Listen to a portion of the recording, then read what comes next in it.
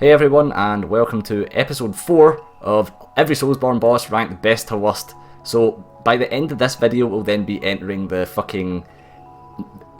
Just the murky grey. Yeah, the endless expanse of meh bosses. Yeah, that go all the way down to like 80? Yeah, or something like that. It's like ridiculous how many bosses like might as well just... It gets to the point where it's hard to justify why one boss is higher than the other, but... Yeah. At least when you get in the middle of the meh. The high meh you can sort of understand, but... Yeah, and the low meh is like... They're just bordering on the edge of being shit tier. It's like, they're not shit, they're just... There's just nothing good the about low meh them. have at least one redeeming factor, whereas anything below those don't. Yeah. Basically. Anyway, I suppose we'll get... Cause we're still on technically good bosses. We're still on it. These bosses aren't as good as the last 30, but they're still good. Is it low good? It's low good. High meh, low good tier bosses at this point. Okay, guys, that's where they would be placed on the gay scale. Yeah. 31 on our list is going to be the Red Smelter Demon. Yeah, so we find that the reason Red Smelter Demon is as low as he is simply because he's pretty much outclassed completely by Blue Smelter Demon. Yeah. But at the same time, in terms of vanilla Dark Souls 2, he's definitely the most challenging boss fight we find, aside from Dark Lurker, obviously. Yeah, his defenses are actually pretty high. Higher than any other boss in our testing, actually. Yeah. And the damage that Smelter Demon does as well keeps the fight like pretty fun, pretty engaging. As well as he does have the passive damage as well if you get too close to him, which forces you to go through a good amount of healing supplies, which is something we think a lot of Dark Souls 2 bosses should do, given the amount of healing supplies in the game. Yeah, we find the Red Smelter Demon for when you fight him is, like, you don't feel over-leveled. He's really well placed. Yeah. And, you know, there's that cool thing, there's a whole risk-reward thing behind it where, you know, you can fight him and get the extra bonfire for the Iron Keep, or you can continue on without fighting him, but then, you know, if you do die, you're all the way back to the beginning. So that's something that we do like about him. But overall, I mean, he's definitely a decent fight. Doesn't have that many attacks, but he's got a varied enough moveset. Yeah, he does have a few bullshit hitboxes, which is why he was a little bit lower down on the list as well, with like his vertical slam attacks kind of questionable sometimes. But, you know, at the same time, that applies to why he's as difficult as he is, but... Yeah, like there's a few nuances to him that's... He's definitely got his pros and cons, but we do think he's one of the better fights in Dark Souls 2 vanilla anyway. Yeah. So, yeah, we think Red Smelter belongs in this place. And number 32 on our list is going to be the Gargoyles. The Belfry Gargoyles, actually, the Dark Souls 1. Yeah, so we think that this fight is really quite challenging for when you first fight him, especially for new players. I feel like the two enemies was pretty overwhelming for me to begin with. But I think they're a good challenge still. Yeah. They do still beat you if you're playing careless, like playing too close to the edge. They will knock you off the rooftop and stuff like that. It's a really good challenge for people who are new to the series still as well. It's a good initiation into the series in terms of this is a milestone boss in a sense. It's a gank boss that doesn't feel unfair, and it was pretty much just a complete upgrade from the Man-Eater's boss from Demon Souls, which did feel a bit bullshit at times.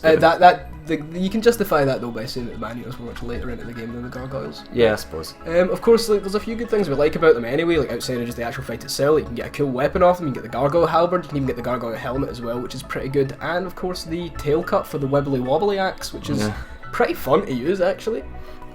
So here we are on an old hero, so another Demon Souls boss for you that are fans, but yeah. You know, he's not like the absolute best fight, but he has one thing that sets him apart from every other boss, aside from just being a big guy with a weapon. Yeah, and this one thing is often unnoticed because of a particular item in the game which breaks the fight, obviously. But the thing we're referencing it is the fact that the boss is blind, so he relies on like hearing your footsteps and what your character is doing to figure out where you are, and then he attacks in that direction. Of course, that does get nullified by the Thief Ring, but outside of the Thief Ring, he's a really aggressive boss. He's got some crazy attacks. His weapon's pretty cool as well in that it raises item discovery. And yeah, but it's really just the blind thing on top of the man with sword. But he's a well done man with sword. Yeah, is the thing. Like he's got a decent moveset. He does good damage. He has a really big AOE, like much of the bosses in Demon Souls do. This guy was my wall for a long time. Like, I could not beat this guy for so fucking long until I found out if you just take all your equipment off, you just can't do it. Yeah, and the Thief Ring as well. Yeah, it's like GG.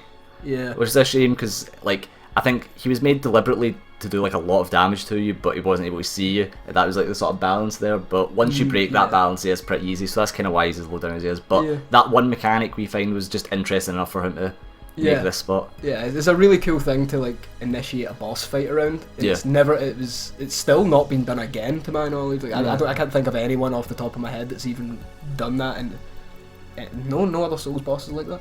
Number 34 on our list is the Old Monk from Demon Souls again. Well, it's man-eaters. Oh no, it isn't. It's man-eaters. You're right. Old Monk is next. Damn. But anyway, how'd you fuck that up? Right, anyway. I don't know. So, because I read Old Monk on the list. So this is arguably one of the hardest bosses in Demon Souls, and kinda for a bad reason, because you're on such a slim platform that it's so easy to be knocked off. Like, because if you're not standing attacks. dead on the center, the charge attack has a very high chance of knocking you off the edge. Yeah. So that's kind of. And you can be hit by the knockback while you're on the floor as well, which means that you can be sort of fucking knocked back before you can recover. So there's a bit of bullshit in the boss, of course. Frankly, the boss is like, well, the Gargoyles was like almost a carbon copy of it, but just kind of done significantly better. Yeah, it was less bullshit, which made it kind of better. But this slightly boss, more fun. This boss did have a few cool things about it. Like, they had their melee attacks, they had their ranged attacks.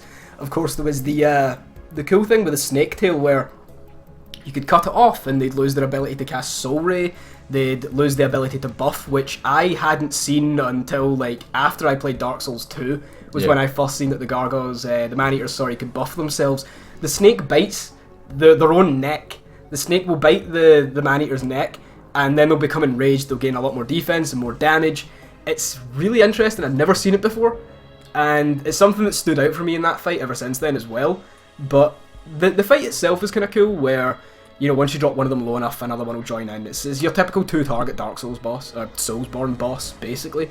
But it's just kind of interesting, and that one little mechanic where like you can choose to stop them buffing if you focus on the snake tail, and you can take away some of their attacks if you do that as well. Is it's one of those little things that make that boss stand out a little more than the other bosses on the list, and that's why we put it a little bit higher than them. Yeah, but you know, just because the Gargoyles just were kind of the same thing, but a little bit better. And let's face it, when it comes to dual target bosses, they're not topping Ornstein and Smough, so nah, nothing is. So yeah. Well, we'll see in Dark Souls 3, but I doubt it. Dark Souls 3 is going to be Smough and Ornstein. Oh, that'll be it. Yeah. Okay, so next boss is Amygdala. And Amygdala is a weird one, and it kinda is sort of like Parl, because you can fight Amygdala slightly earlier, and she's quite difficult then. Now, the main thing that I personally think about Amygdala is simply because you get cool weird Dragon Ball Z moments where she has this stupid zappy attack and you're like side shifting to the side. It's like, oh my god, it's so cool. Yeah, it's like when they get really angry and they just fire a bunch of really weak like energy blasts at people as if that's ever done anything. Yeah. But it's just nice to like dodge in between them and shit like that. Yeah, so it's cool. You get a cool moment out of Amygdala like that, but and another thing about Amygdala is you'd think with the size that she is that the safest point to be would actually be under her legs. But you barely do any damage when you're there, so you actually have to maintain your distance when you're fighting Amygdala, unlike other bosses of her size. Yeah, and all the weak points where you do damage to Amygdala are like her head and her arms, and those are technically in like what could be classed as danger zones, quote unquote, because you can be hit there, and she does do a decent bit of damage. Her attacks tend to hit you once or twice, one after the other, because it tends to be like she swings several hands at a time, plus then when she rips her fucking hands off just to beat you from further away, means keeping your distance is less of an option, and then she gains the AoEs, so then you have to toss up really how much you want to risk that extra damage for, other than just the safety of being underneath her and just chopping away at her legs like millimeters at a time. Plus, I mean, you've got the cool aspect of the fact that, you know, you've got the Cthulhu design from Amygdala's, and, you know, frankly, I really like that. Yeah, I think she's a really... Because they're pretty horrifying looking. Yeah, like, she suits the setting of Bloodborne in the sense that she's another one of these horrible, grotesque monstrosities. Yeah. And, like... Oh, that was fucking crazy. The first time I seen her rip off her own arms just to beat me harder was insane. I loved it. It's so good. Anyway, moving on. Okay, so taking spot number 36 on our list is the Old Monk from Demon Souls. Yeah. Now, this boss's biggest negative was its biggest positive at one point, which is why it placed here on the list, and we're sort of trying to take the best of both. You know what I mean? So, anyway... The biggest problem is the fact that the boss's cool mechanic was based around the fact that it would suck in players from online, and you would fight another player as the boss. Yeah. So it meant that the boss itself could actually be ridiculously challenging. Or it could be ridiculously easy. The boss just would have an infinite number of possibilities on what could happen. Yeah. Which is, well, not infinite, but it would have a huge... You'd have such a selection to choose from that could happen at any time. and it was really interesting. But the boss itself in offline mode isn't too difficult, and unfortunately playing Demon's Souls online feels like offline mode now because the game has been out for quite a while. It's on the last generation of console.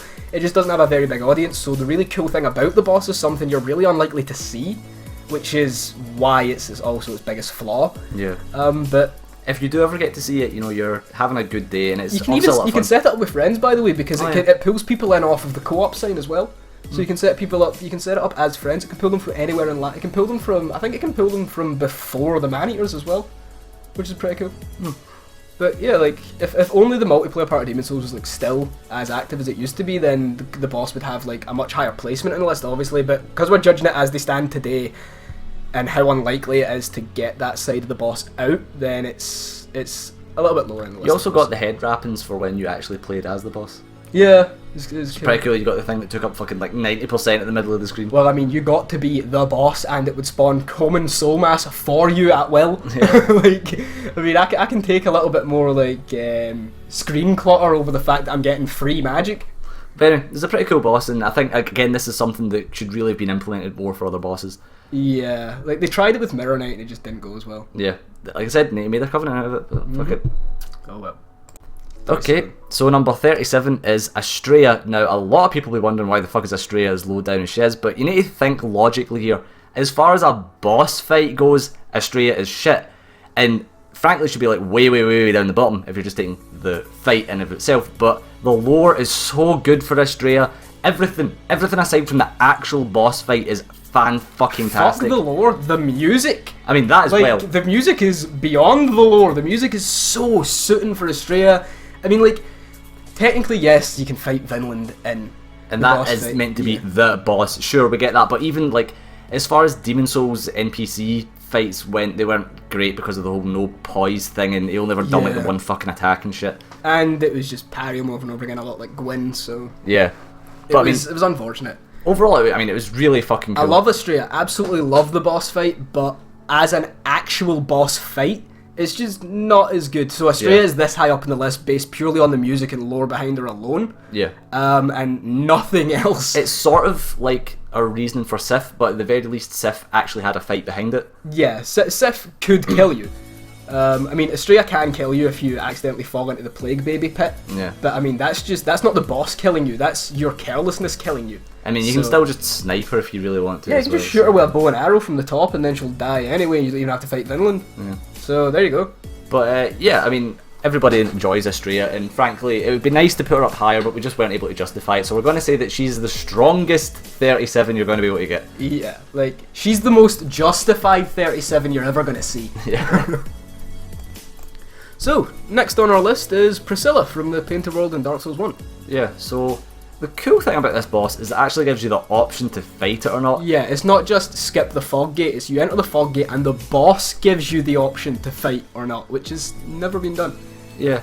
Well, in fact, no, it was done with Astrea. Astrea would just kill herself, or you could get Ratha godded for 5 minutes before she ran out of health. Oh, yeah. So there was that, but it's interesting still. There's other cool things about Priscilla where she has the invisibility mechanic, and then you have to use the footsteps to be able to see her. Yeah, like the majority of the arena is covered in snow, but there's a patch where there is no snow, and if she's invisible on there, you can't see her. But the footstep prints on the snow is what you're looking for. So there is, of course, keep her on that side of the boss fight. She also has a bleed mechanic that not many other bosses have had, I'm sure. No, not really. And also, I mean, she's got a tail cut, as well as the fact that I think, as far as I'm aware, you get the scythe from her soul. Yeah, you get the scythe from her soul when you get her dagger from the tail cut. Yeah.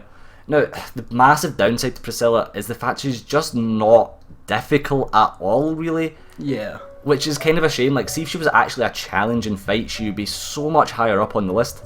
I mean, there is, of course, like, another good positive to her is there's a lot of questions surrounding Priscilla, and that was it Seath and Guinevere that did the dirty to make her, like, the way she is and stuff like that, and there's questions around her, and then, of course, there was the original lore where she was going to be a female hero in the game and stuff like that, so there's a lot of cool things circulating Priscilla outside of just the boss fight alone.